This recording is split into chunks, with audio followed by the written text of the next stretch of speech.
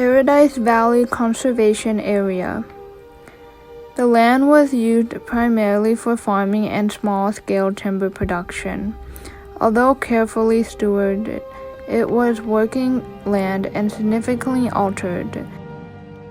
In 2000, Paradise Valley Conservation Area became for publicity owned, where farming was discontinued. Now Paradise Valley Conservation Area is in the process of returning to the wild state it once was.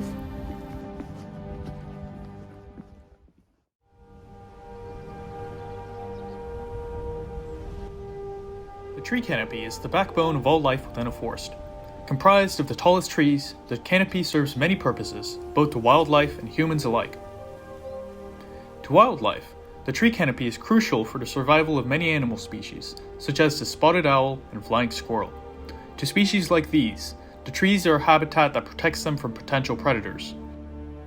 The tree canopy also allows for increased growth within the understory, as the trees provide shade that prevents the ground from drying up. The trees, once dead, are also an important source of nutrients to the forest, aided by fungus that are responsible for the breaking down of tree matter. For humans, one of the most important purposes is the ability for trees to serve as carbon fixers. Trees remove carbon dioxide from the atmosphere and release oxygen. The canopy also provides trees used for construction, medicine, and spiritual connection to the natural world.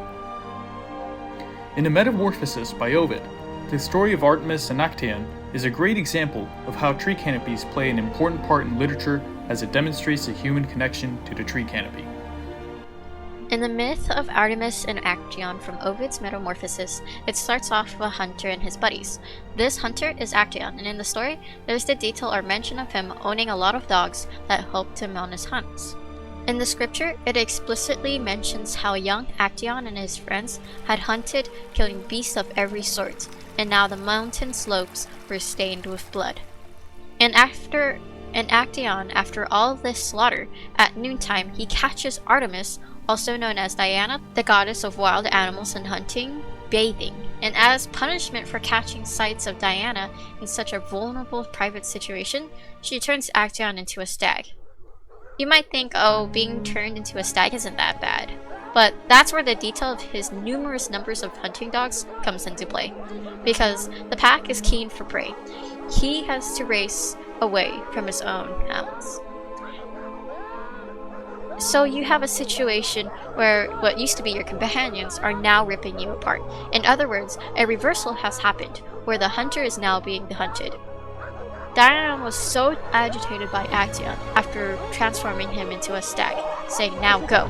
Feel free to say that you have seen the goddess without her veils, if you can speak."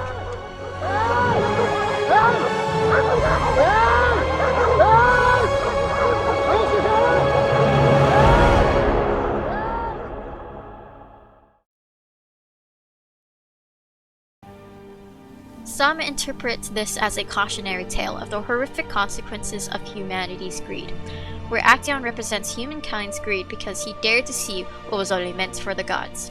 In many tales of mythology, humankind is usually punished for trying to do things or access information only for the gods. So this theme is nothing new.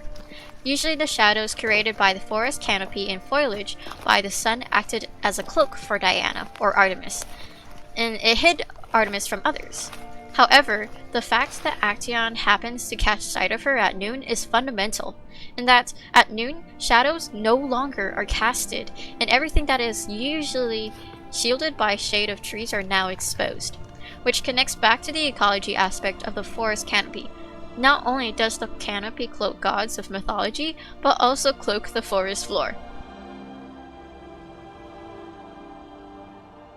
Following the forest floor, we observed the subcanopy section of the forest.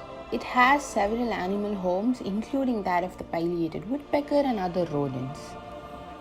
The trees in Paradise Valley subcanopy, especially Douglas fir and western red cedar, are integral part of old-growth forest and accompanying animal habitats. Chapter 6 in Crocobber talks about these in detail. If you would like to know more, I would recommend giving it a shot. First of all, the Douglas squirrel is truly at home in coniferous forests. They usually den in tree cavities, often a woodpecker hole as high as 60 feet above the ground. They sometimes inhabit a hollow stump or even make underground burrows. The diet consists of acorns, pine nuts, Himalayan blackberries, and most importantly, mycorrhizal mushrooms. Why? Because these mushrooms play a crucial role in decomposing dead trees, thus helping in the ecological succession, and the squirrels help in the dispersion of these mushrooms, which helps to kickstart the process at the first place. The pileated woodpecker, similarly, is an important member of old-growth forests. These woodpeckers are usually seen pecking and excavating dead wood in search of insects, but it also helps in accelerating the decomposition process of dead trees. They primarily feed on ants, nuts, and berries. Its nest site is a cavity in a dead tree or in a dead branch of a live tree, usually 15 to 80 feet above ground level. These nesting holes offer crucial shelter to many species, including the spotted owls, bats, squirrels, and other rodents. While walking in the forest, we saw tall and magnificent red cedars along the trail lines. We were able to connect the presence of cedar trees with writings from Pavell's Too Long, Too Silent. He emphasizes the tree's significance in Native American lifestyle using various myths and native stories.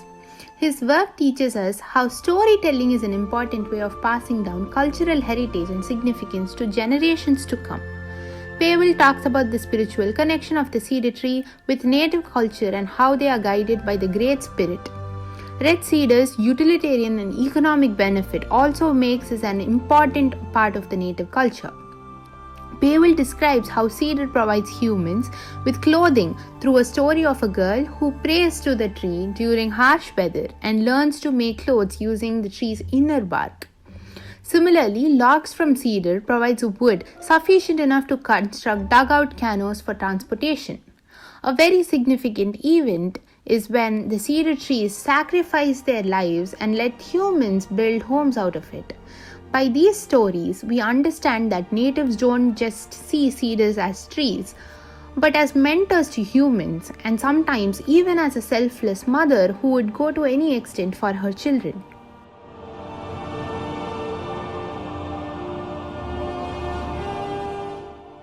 Mosses plays a role in the forest floor as living on logs. When rain falls onto the forest floors, moss's job is to soak up rainfall, maintain moisture in the soil, and keep a humid environment. Roots. In Native American culture, oral history of their culture is important because it is passed down many generations to teach values and skills central to the existence of their culture. An example of this would be Her First Basket, a story translated by V. Hilbert. The story revolves around a little girl with a disability and her interactions with a cedar tree. The cedar tree teaches the girl how to basket weave using tree roots, and with the new skills, she can find her purpose in life despite her disability. This story is an example of not only the practicality of cedar trees, but the use of roots, how the girl was taught how to coil them around and stitch them tight to make a basket, where it could hold water. This shows how strong tree roots are and the practicality and functionality of using tree roots as a natural resource. Robin Wall Kimmerer, a member of the Potawatomi tribe, scientist and botanist. From her interview, The Intelligence in All Kinds of Line emphasizes on the work of moss and how she says they are the most important and ancient member of the forest. Moss is described as an ancient plant, and although moss are tiny, about 8 centimeters tall, moss has the power of being small and it lives within its area. While it survives and flourishes using natural resources of trees, mosses cooperate with other plants and is not competitive with other nature. Mosses in their power small become so successful because they work with nature. Fungi. Majority of green plants depend on their mycorrhizal fungal partners to survive. From a green plant receive both carbon and nutrients from mycorrhizal fungal. Mycorrhizal fungi function as energy-rich carbon compounds to the exchange partner in exchange for mineral nutrients from the soil. Mycorrhizal fungal obtain all their carbon from green plants. Mycorrhizal is a shared network of carbon flow to the green plants to monotropa through fungal connections. When first seedlings were shaded and had limited photosynthesis, mycorrhizal fungi supply carbon to first seedlings. In order to receive more carbon, it also depends on the circumstance of a plant. Starting from the canopy layer of the forest all the way down to the forest floor, we've come to learn that humans and nature are much more intertwined than we think. It's quite shocking just how much you can find in just a few steps, given a little knowledge about the scientific and spiritual and historical connections with the forest. Like a person once said, the best arguments in the world won't change a person's mind. The only thing that can do that is a good story.